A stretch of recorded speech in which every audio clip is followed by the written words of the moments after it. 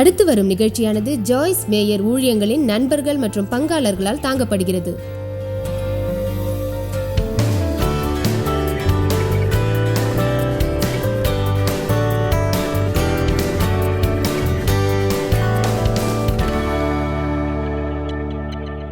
எத்தனை பேருக்கு உங்கள் வாழ்வை பற்றிய கனவும் தரிசனமும் உள்ளது? மகத்தான எதையாவது செய்ய விரும்புகிறீர்களா? நல்லது. அதில் தாமதம் ஏற்பட்டிருப்பதன் மூலம் உங்களில் எவ்வளவு பேரை ஏமாற்றம் அடைந்துள்ளீர்கள்? அது எனக்கு புரிகிறது, நன்றாகவே புரிகிறது. வீட்டில் வேதாகமம் போதிப்பதை 40 ஆண்டுகளுக்கு முன் நான் தொடங்கினேன். முதல் கூட்டத்தில் சுமார் 12 பேர் இருந்தனர். பிறகு அது சுமார் 25ஆக உயர்ந்தது. அதன் பிறகு 5 வருடங்கள் போதித்தேன். அந்த காலத்தின் நடுவே, அதாவது சுமார் 2.5 ஆண்டுகள் கடந்த போது, வீட்டில் வேதம் போதிப்பதில் 2 குழுக்களை தொடங்கி அவற்றில் போதித்தேன்.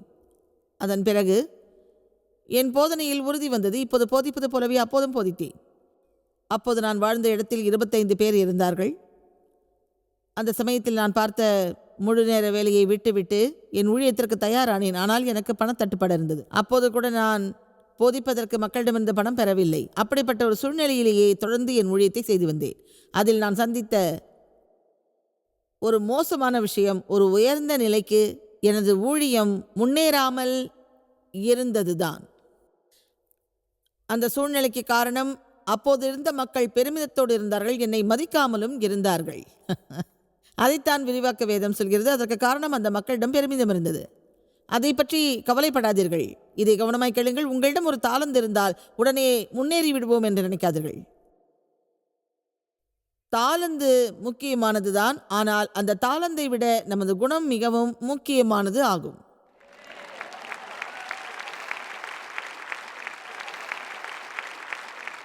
எல்லா மக்களும் தங்கள் தாளந்தை வெளிப்படுத்த விரும்பினால் இந்த உலகில் வெளியே சென்று அதை நிரூபிக்க வேண்டும். அதே சமயம் உங்கள் ஈவுகளோடும் தாளந்துகளோடும் நீங்கள் தேவனுக்கு ஊழியம் செய்ய விரும்பினால் உங்களுக்கு அதற்கான முதிர்ச்சி அவசியம்.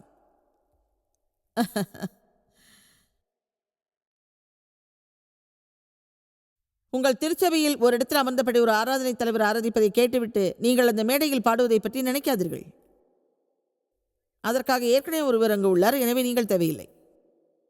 ஸ்ருதியோடு சேர்ந்து பாடுவதற்கு அவர் தான் சரி.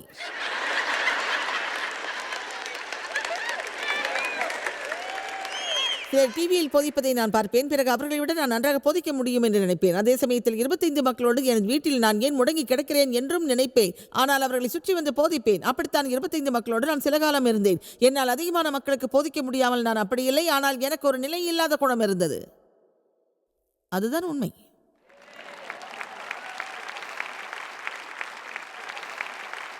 அது ஏன் என்று சொல்கிறேன். நான் திரும்பி பார்க்கிறேன். தேவனுக்கு நன்றி சொல்கிறேன். அவர் என்னை காத்திருக்க வைத்தார், தொடர்ந்து காத்திருக்க வைத்தார், பொறுமையோடு இருக்க வைத்தார். பிறகு என்னை சோதித்தார், நன்றாக சோதித்தார். பிறகு என்னில் கிரியை செய்தார். நான் விசுவாசிப்பது என்னவென்றால், நீங்கள் தேவனின் நேரத்திற்காக காத்திருந்தால் அந்த காலம் சற்று அதிகமாகவும் இருக்கலாம், ஆனால் நீங்கள் முடிவாக உயர்த்தப்படுவீர்கள். பிறகு ஒரு வான வேடிக்கையைப் போல உங்கள் மகிழ்ச்சி வெடித்து உங்கள் கண் முன்னால் சிதறும். ஆமென்.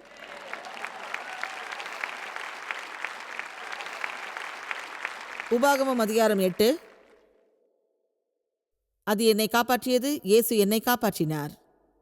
அந்த உபாகமம் 8வது அதிகாரத்தின் மூலம் சில விஷயங்களை நான் புரிந்து கொண்டேன். அது வேதத்தில் ஒரு மகத்தான அதிகாரமாகும்.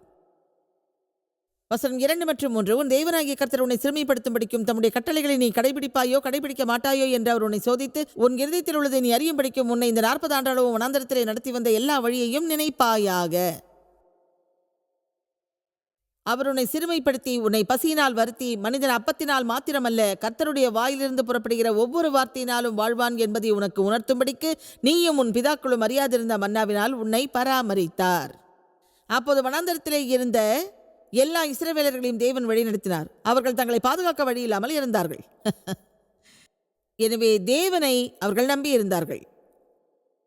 அவர் நீண்ட தூரம் அவர்களை வழிநடத்தினார். ஆனால் சுலபமான முறையில் அதை அவர் செய்யவில்லை. அவர்களை நீண்ட தூரம் கடினமானபடி வழிநடத்தினார். அதற்கு அவரிடம் ஒரு காரணம் இருந்தது. அதாவது அவர்கள் கற்பனைக்கும் மீறியபடியாக அவர்களை பாதுகாப்பான ஒரு இடத்திற்கு வழிநடத்தி அவர்களை ஆசீர்வதித்தார். இன்று உங்களை நான் கேட்டுக்கொள்வது, தேவனை ஒருபோதும் கைவிடாதீர்கள். அவரது வழி கடினமாக இருப்பதால் அவரிடமிருந்து விலகிச் செல்லாதீர்கள். அதை நீங்கள் புரிந்து கொள்ளாமல் இருக்கலாம். அதற்கு நீண்ட காலமாகும். உங்கள் முழு மனதோடு தேவனுக்கு ஊழியம் செய்யுங்கள். பிறகு ஒரு நல்ல நாள் வரும். நீங்கள் நினைத்தது நடக்கும். ஒரு சம்பள நாள் வரும். ஆமென்.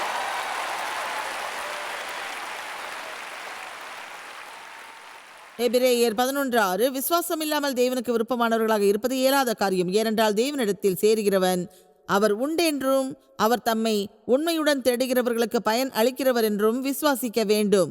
நீங்கள் உண்மையுடன் தேவனை தேடினால் உங்களுக்கான வெகுமதி நிச்சயம் கிடைக்கும்.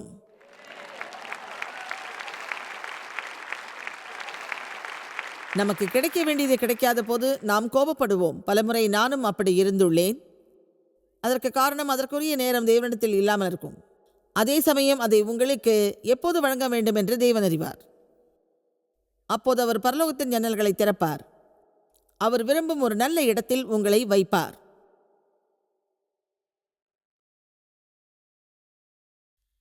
வசனம் 7 உன் தேவனாகிய கர்த்தர் உன்னை நல்ல நாட்டிலே நுழைய பண்ணுகிறார். அது பள்ளத்தாக்குகளிலும் மலைகளிலும் இருந்து புறப்படுகிற ஆறுகளும் ஊற்றுகளும் ஏரிகளும் உள்ள நாடு.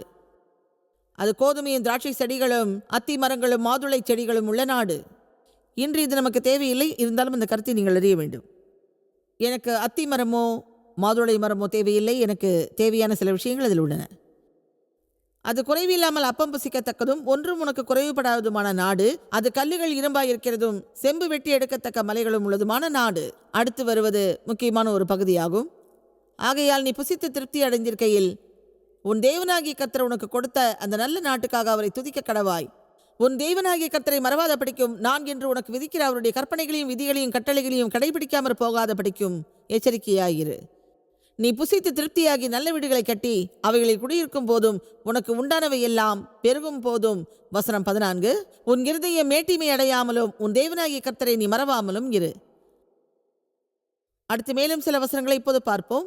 வசனம் 17 என் திறமையும் என் கைபலனும் இந்த செல்வத்தை எனக்கு சம்பாதித்தது என்று நீ உன் இருதயத்தில் சொல்லிக் கொள்ளாமலும் இருக்க எச்சரிக்கையாக இருந்து உன் தேவனாகிய கர்த்தரை நினைப்பாயாக. அவரே உன் பிதாக்களுக்கு ஆணையிட்டு கொடுத்த தம்முடைய உடன்படிக்கையை உறுதிப்படுத்தும்படி இந்நாளில் உனக்கு உண்டாயிருக்கிறது போல் செல்வத்தை சம்பாதிக்கிறதுக்கான பலனை உனக்கு கொடுக்கிறவர்.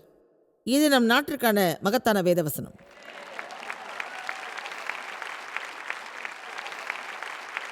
இந்த நாடு அப்படியாக மாறவில்லை. ஏனென்றால் நாம் மகத்தானவர்கள். காரணம் மகத்தான ஒரு தேவனுக்கு நாம் ஊழியம் செய்கிறோம். ஆமென். பிற தேசங்களுக்கு நாம் ஒரு விளக்காவோம். ஆனால் அவர்கள் நம்மை ஏளனம் செய்கிறார்கள்.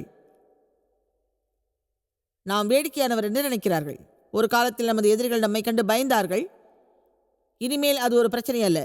அதற்கு காரணம் என்னவென்றால் அவர்கள் தேவனின் பக்கம் திரும்பியுள்ளார்கள்.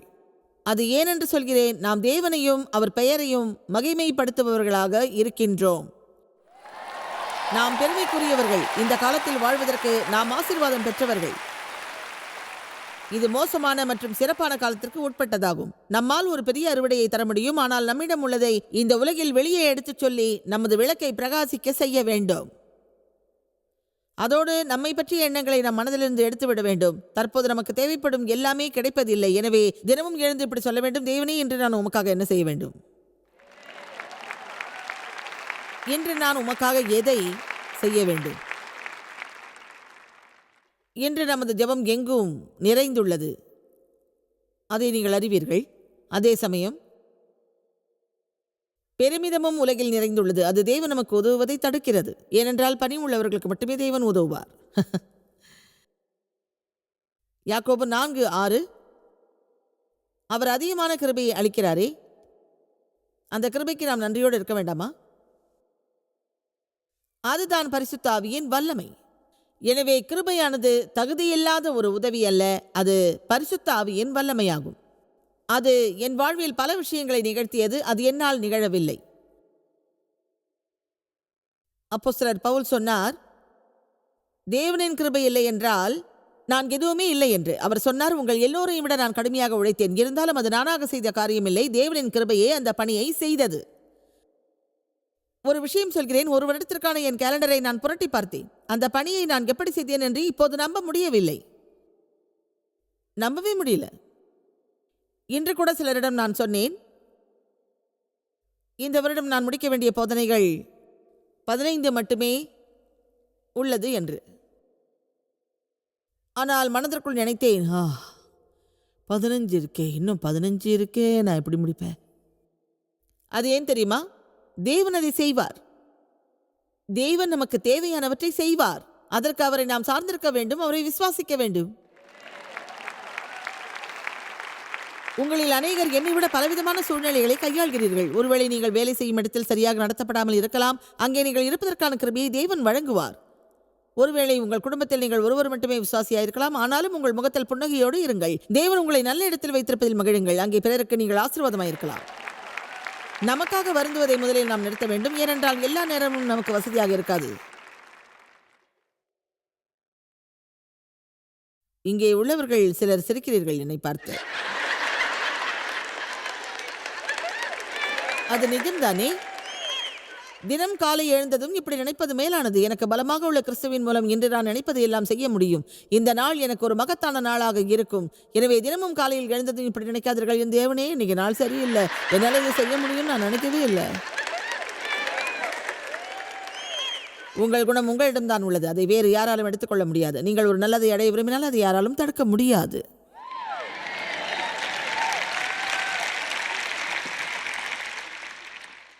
அவர் அதிகமான கிருபையை அளிக்கிறாரே, அதுதான் பரிசுத்த ஆவியின் வல்லமை. அதன் மூலம் தீங்கானவை எல்லாவற்றையும் எதிர்கொள்ளலாம். எனவேதான் தேவன் பெருமை உள்ளவர்களுக்கு எதிர் நிற்கிறார், தாழ்மை உள்ளவருக்கோ கிருபை அளிக்கிறார், அதை பணிவுடன் ஏற்பவர்களுக்கு வழங்குகிறார். இப்படித்தான் அந்த வசனம் உள்ளது. தேவனே எனக்கு உதவுவீர். அப்படித்தான் ஜெபமும் கிரியை செய்கிறது. எனக்கு உதவுவீர். பல ஆண்டுகளுக்கு முன்னால் நடந்த ஒரு விஷயம் இப்போதும் என் நினைவில் உள்ளது. அது 25 ஆண்டுகளுக்கு முன்னால் என்று நினைக்கிறேன். அப்போது எங்கள் ஊழியம் மிகவும் சிறியதாக இருந்தது. அப்போது எல்லா இடங்களுக்கும் நான் சென்றேன். என் போதனை கேட்பவர்களுக்கு எல்லாம் போதித்தேன். ஓமை காட், மிக கடினமாக நான் உழைத்தேன். நான் தீவிரமாக உழைத்ததன் மூலம் மறிக்காமல் தொடர்ந்து போதித்தேன். இன்றும் என் நினைவில் உள்ளது. ஒரு ஆண்டு முழுவதும் நான் சுற்றி சுற்றி வந்து கடுமையாக உழைத்தேன். தேவனே எனக்கு உதவுவீர், தேவனே நீர் எனக்கு உதவ வேண்டும் என்றேன். முடிவாக ஒரு நிலையை நான் அடைந்தேன். எனக்கு ஏதோ ஒரு உதவி தேவைப்படுவதாக நினைத்தேன். அப்போது என் தலைக்கு மீறி எல்லாம் சென்று விட்டது. தேவன் எனக்கு உதவாவிட்டால் என்னால் எதுவும் செய்ய முடியாது என்ற நிலை ஏற்பட்டது. அப்போது எல்லாம் என் கட்டுப்பாட்டை மீறி சென்று விட்டது. உங்கள் வாழ்வில் எத்தனை முறை தலைக்கு மீறி எல்லாம் சென்றது? அதனால் என்ன செய்வதென்று தெரியாமல் இருந்தீர்களா? அப்போது நாம் ஜெபிக்க வேண்டிய மகத்தான ஒரு ஜெபம், தேவனே எனக்கு உதவுங்கள், தேவனே எனக்கு உதவி செய்யுங்கள், எனக்கு உதவுங்கள் தேவனே. இன்னொரு வேத வசனம் உள்ளது, 1 பேதுரு 5:5. அது நீளமானது, விரிவாக்க வேதத்தில் அது உள்ளது. அதை உங்களுக்காக திரையில் காட்டுகிறோம். ஏனென்றால் அதை நீங்கள் ஒரு நிமிடம் பார்ப்பதற்கு நான் விரும்புகிறேன். அந்தப்படி இளைஞரே, வயதில் முதிர்ந்தோருக்கு கீழ்ப்படியுங்கள், ஊழியங்களுக்கும் ஆவிக்குரிய திருச்சபை வழிகாட்டுதலுக்கும் நீங்கள் கீழ்ப்படியுங்கள். அவர்களுக்குரிய மரியாதையை கொடுங்கள், அவர்கள் ஆலோசனைக்கு கட்டுப்படுங்கள். நீங்கள் எல்லோரும் ஒருவருக்கொருவர் தாழ்மையை அணிந்து கொள்ளுங்கள். இன்று நாம் புறப்படுவதற்கு முன் தாழ்மையை கடைபிடிப்பது பற்றி பேசுவோம். ஒரு ஊழியனின் அணிகலன் போல அது உங்களை மூடியிருக்கட்டும். அதை யாராலும் அகற்ற முடியாது. பணிவு என்பது ஒரு அணிகலன். பெருமிதத்திலிருந்தும் மூர்க்கத்தனத்திலிருந்தும் முதலில் விடுதலை பெறுங்கள். ஒருவருக்கொருவர் தாழ்மையோடு இருங்கள். பெருமையுள்ளவர்களுக்கு தேவன் எதிர்த்து நிற்கிறார். பெருமிதம் உள்ள உயர்வாக நினைக்கிற கீழ்ப்படியாத கற்பனையிலும் பெருமையிலும் வாழ்கிறவர்களை எதிர்த்து அவர் நிற்கிறார். அவர்களை எதிர்த்து ஏமாற்றமடைய செய்து தோற்கடிக்கிறார். ஆனால் தாழ்மை உள்ளவர்களுக்கு கிருபை வழங்குகிறார். நாம் எவ்வளவு முறை நமது சுய பலத்தாலேயே எல்லாம் நிகழ வேண்டும் என்று முயற்சி செய்திருப்போம். ஆனால் அது வேலை செய்யாத போது பிசாசை விரட்ட நாம் முயற்சிப்போம். சில நேரங்களில் அந்த எதிரி நம்மை தாக்கி இருப்பான். ஆனால் நமக்கு சாதகம் இல்லாத எல்லாமே பிசாசிடமிருந்து வருவதில்லை. சில நேரம் நாம் எதிர்பார்த்தது நடக்காது. ஏனென்றால் தேவன் நாம் விரும்புவதை வழங்காமல் இருப்பார். அதற்கு காரணம் அதை தவறான முறையில் பெறுவதற்கு நாம் முயற்சித்திருப்போம். தேவனிடம் நாம் செல்லாமல், அவரை சார்ந்தில்லாமல் எல்லாம் நிகழ்வதற்கு நாமே முயற்சி செய்திருப்போம். அதை விட்டுவிட்டு இப்படி நாம் சொல்ல வேண்டும், நீர் இல்லாமல், உம் விருப்பம் இல்லாமல் எதுவும் எனக்கு தேவையில்லை, உம்மால் மட்டுமே அதை நிகழ்த்த முடியும். எனவே இப்போது நான் சொல்கிறேன், நீர் இல்லாமல் நான் ஒன்றுமே இல்லை. நாள் முழுவதும் உம்மை சார்ந்துள்ளேன். இதோ நான் உள்ளேன். உம்மால் அதை செய்ய முடிந்தால் அதை செய்வீர். நீர் அதை செய்யாவிட்டால் என்னால் அதை செய்ய முடியாது.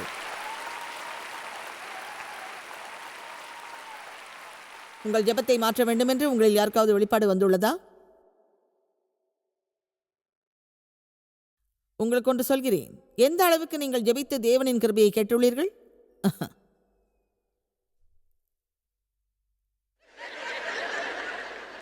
அக்கறையோடு சொல்கிறேன். கடைசியாக எப்போது நீங்கள் தேவனை நாடி உங்களுக்கு இறங்குமாறு அவரிடம் ஜெபித்துள்ளீர்கள்? இதை நான் சொல்வதற்கு ஒரு காரணம் உண்டு. 2 அல்லது 3 வாரங்களுக்கு முன் நான் ஜெபித்த போது அதில் நான் பயந்து விட்டேன். அது சற்று அச்சத்தோடு இருந்தது. அதற்கு காரணம் பெருமிதம் என்ற ஒரு பிரச்சனை நமக்கு உள்ளே மறைந்திருக்கும் போது அப்படி நிகழ்கிறது. ஆனால் அது வந்தது நமக்கு தெரியாது. எனவே தேவனிடம் அதை வெளிப்படுத்துமாறு கேட்பது ஒரு சிக்கலான ஒப்பந்தமாகும். ஆண்ட்ரூ முரே இப்படி சொல்கிறார்: பணிவு என்பது எல்லா ஒழுக்க நெறிகளிலும் மகத்தானது. ஆனால் விசேஷமாக நாம் ஜெபித்து அதில் உள்ள நேதிகளை நாம் அறியும் வரை நமக்கு அது வாய்க்கவே வாய்க்காது. அதற்கான எந்தவித எண்ணங்களும் நமக்கு வராது.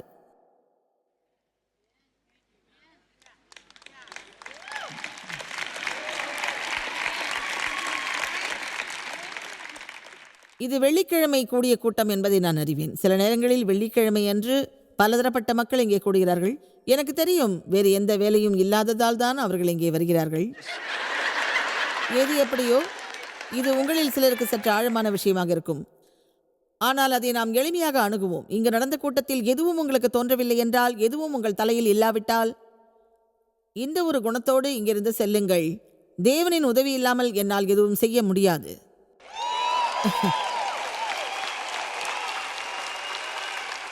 தேவன் இல்லாமல் நான் ஒன்றும் இல்லை.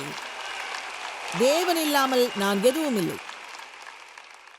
இதுவரையில் நான் யாரையும் தவறாக நடத்தவில்லை என்பதை உறுதிப்படுத்த விரும்புகிறேன். ஏனென்றால் நான் யாரையும் விட மேலானவள் அல்ல. அது ஒரு நல்ல தொடக்கமாகும். உங்களுக்கு வேறு எதுவும் தோன்றவில்லை என்றால் அந்த 2 வாக்கியங்களையும் நினையுங்கள். நீங்கள் ஒரு மகத்தானவர், ஆனால் யாரை விடவும் நீங்கள் மேலானவர் அல்ல. நானும் அப்படித்தான். ஆமேன். இன்று நான் இந்த மேடையில் இருப்பது தேவனை திருப்திப்படுத்தாது. அவர் இங்கு என்னை வைத்திருக்கிறார், ஆனால் நான் இங்கு இருப்பதால் அவர் திருப்திப்படவில்லை. ஏனென்றால் நம் எல்லோரையும் அவர் சமமாக நினைக்கிறார். எனவே தேவன் நமக்கு வழங்கும் கிருபையாலும் ஈவினாலும் நாம் செய்ய வேண்டியதை செய்வோம். பிள்ளை போல பாட விரும்பினாலும் என்னால் அது முடியாது. ஏனென்றால் தேவன் அந்த ஈவை எனக்கு தரவில்லை. 4 அல்லது 5 இசைக்கருவிகளை வாசிக்க நான் விரும்புகிறேன், ஆனால் தேவன் அந்த தாளந்தை எனக்கு தரவில்லை. உண்மையிலேயே அதை எல்லாம் செய்வதற்கு விரும்புகிறேன். இந்த மேடையில் உள்ளதை விரும்புகிறேன். என்னால் போதிக்கவும் பாடவும் ஒரே நபராக இருந்து இந்த காட்சியை வழங்கவும் முடியும்.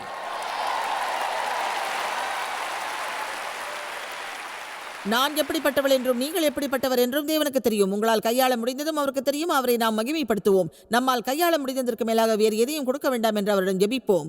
அவரை என்றும் மகிமைப்படுத்துவோம். அதே சமயம் நாம் பெருமையத்தோடு இருந்தால் அவர் நம்மை கீழே தள்ளிவிடுவார். என்னால் கையாள முடிந்ததற்கு மேலாக எனக்கு பணம் தேவையில்லை, தேவனை மகிமைப்படுத்துவேன். என்னால் கையாள முடிந்ததற்கு மேலாக எனக்கு வல்லமை தேவையில்லை, தேவனை மகிமைப்படுத்துவேன். என்னால் கையாள முடிந்ததற்கு மேலாக எனக்கு பிரபலம் தேவையில்லை, தொடர்ந்து தேவனை மகிமைப்படுத்துவேன். உங்கள் தேவைக்கு மேல் உங்களுக்கு எதுவும் தேவைப்படாது. தேவனை உங்கள் வாழ்வில் முன்னிலைப்படுத்துங்கள்.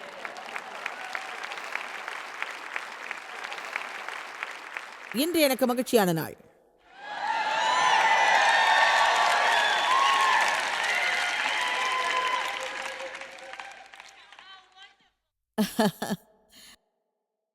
ஆண்ட்ரூ முரேயிடமிருந்து சில செய்திகள் உள்ளது.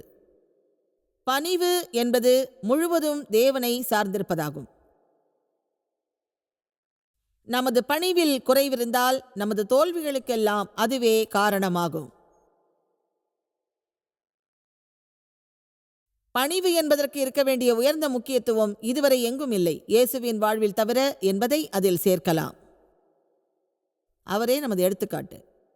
பெருமிதத்தை விட ஆபத்தான ஒன்று வேறு எதுவும் இல்லை. அது நம்மில் இயற்கையாகவே உள்ளது. அது நம் அகத்தில் உள்ளது, ஆனால் பார்வையில் அது மறைந்துள்ளது. இரக்கம், பணிந்து கொள்ளுதல், இவை இரண்டும் கிறிஸ்துவின் சீடர்களின் முக்கிய அடையாளங்களாகும். பேதுருவுக்கு பெருமையில் பிரச்சனை இருந்ததை நீங்கள் அறிவீர்கள். பிறகு அவருக்கு பணிவு வந்தது. அதைத் தொடர்ந்து அவர் துணிச்சலோடு வெளியே வந்தார். ஒரே நாளில் 3000 மக்கள் காப்பாற்றப்பட்டனர். எனவே உங்களை கையாளுமாறு தேவனிடம் சொல்லுங்கள். உங்களிடம் ஒரு கெட்ட ஆவி இருந்தால் அல்லது பிறரை நீங்கள் தவறாக நடத்தினால் அவை நீங்க தேவனிடம் ஜெபியுங்கள். உங்களில் சிலர் எப்படி நினைக்கலாம்: எனக்கு பெருமிதத்தில் எந்த ஒரு பிரச்சனையும் இல்லை, ஆனால் நான் எதுவுமே இல்லாமல் இருப்பதில் எனக்கு பிரச்சனை. எனவே கிறிஸ்துவில் நீங்கள் யார் என்பதை முதலில் அறியுங்கள். அதுவே உறுதியானது. உண்மையான பணிவென்பது உங்களிடம் இல்லாததை அறிவதாகும். அதே சமயம் கிறிஸ்துவில் நீங்கள் யார் என்பதை அறிவதாகும்.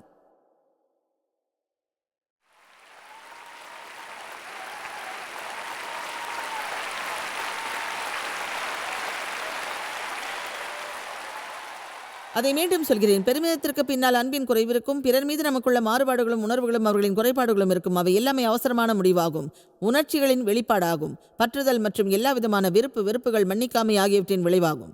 நீங்கள் ஒருவர் மீது வெறுப்பாயிருந்தால் அவர்களை மன்னிக்க மாட்டீர்கள். அதற்கு காரணம் உங்கள் பெருமிதம். தேவன் நம்மை மன்னித்திருப்பதை நீங்கள் நினைத்தால் அவற்றை நாம் மறப்பது சுலபமாகும். இன்று இங்கு நமக்காக இறைச்சி உள்ளதை நான் அறிவேன். ஆனால் இன்று நமக்கு டெசர்ட் இல்லை, இறைச்சி மட்டுமே உள்ளது. நீங்கள் விரும்பினால் ஒரு கோன் ஐஸ்கிரீம் வாங்கி சாப்பிடலாம். ஆனால் உங்களுக்கு ஒரு பெரிய இறைச்சி விருந்தை மட்டுமே நான் வழங்குவேன்.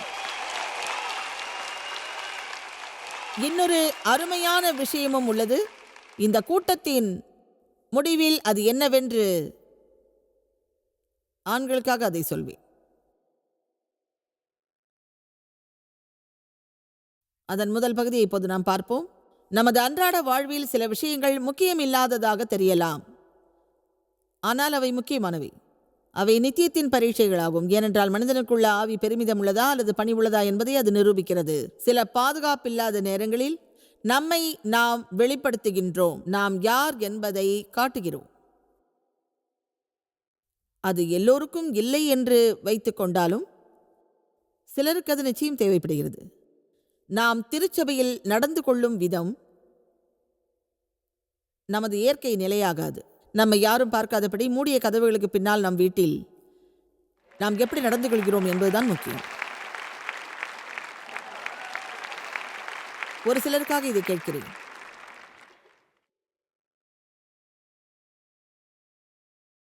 நெடுஞ்சாலையில் காரில் செல்லும் ஒருவர் உங்கள் காரை முந்திக் கொண்டு சென்றால் எப்படி நடந்து கொள்வீர்கள்?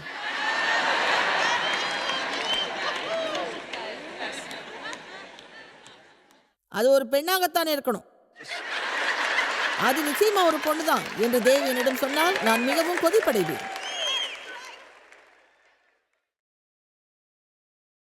அதுதான் குணத்தில் உள்ள ஒரு பிரச்சனை. ஆமேன். அது ஏன் ஒரு பெண்ணாக இருக்க வேண்டும்? ஏனென்றால் அந்த காரை ஓட்டியவர் சரியாக ஓட்டவில்லை என்பதால்.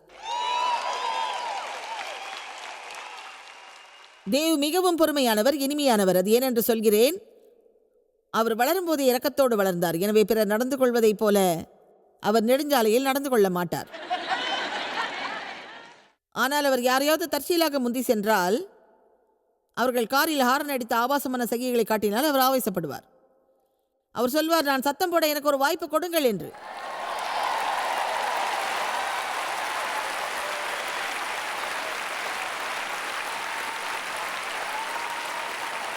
எனக்கு ஒரு சான்ஸ் கொடுங்க.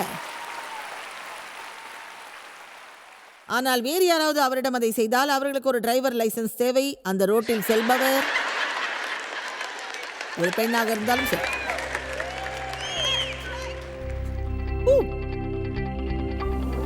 உங்களிடம் ஒரு கேள்வி கேட்கிறேன். யாராவது உங்களை புண்படுத்திய பிறகு அவர்களை இன்னும் நீங்கள் மன்னிக்காமல் இருக்கிறீர்களா? நாம் செய்ய வேண்டியது என்னவென்றால், நாம் பணிவோடு தேவனிடம் இப்படி சொல்ல வேண்டும்: தேவனே, நான் மன்னிக்க விரும்புகிறேன். நான் அதை இன்னும் உணரவில்லை என்றாலும், சிலர் அதற்கு தகுதி இல்லாதவர்கள் என்றாலும் உம்மை நான் கீழ்ப்படிய விரும்புகிறேன். நமது பெருமிதம்தான் பிறர் நமக்கு செய்வதை நாம் உணராமல் இருக்க செய்கிறது. சில நேரங்களில் நம்மை அறியாமல் நாம் பிறரை புண்படுத்துகிறோம். ஆனால் தேவன் நம்மை மன்னிப்பதால் அவருக்கு நன்றி சொல்கிறோம். அதே சமயம் பிறரை நாம் மன்னிக்காமல் உள்ளோம். ஆவியின் கனி மிகவும் முக்கியமானது என்று நான் விசுவாசிக்கிறேன். பரிசுத்த ஆவி நம் வாழ்வில் வந்தால் நம் வாழ்வில் நாம் நல்ல கனியை பெற அது நம்மோடு சேர்ந்து கிரியை செய்யும். அன்பு, மகிழ்ச்சி, சமாதானம், பொறுமை, நன்மை, இரக்கம் போன்றவை எல்லாம் நமக்கு உரியதாகும்.